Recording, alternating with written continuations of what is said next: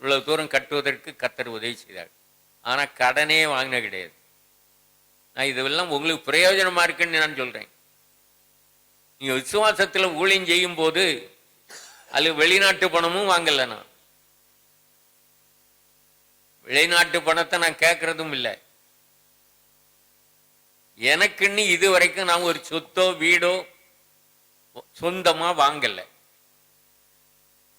இந்த இடம், இந்த ஆலயம், இது எல்லாமே ஸ்தாபன பேருக்கு தான் இருக்கு.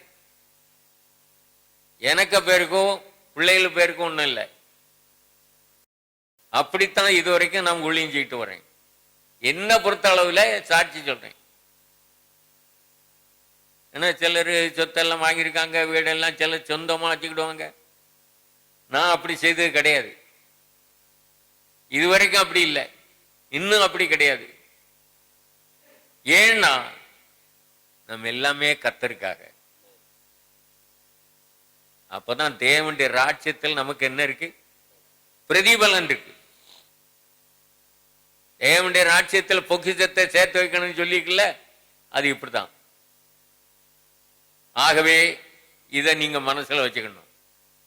நீங்க வெவ்வேறு ஸ்தாபனத்தில் இருக்கலாம், நீங்க சொந்தமா வச்சிருக்கலாம்,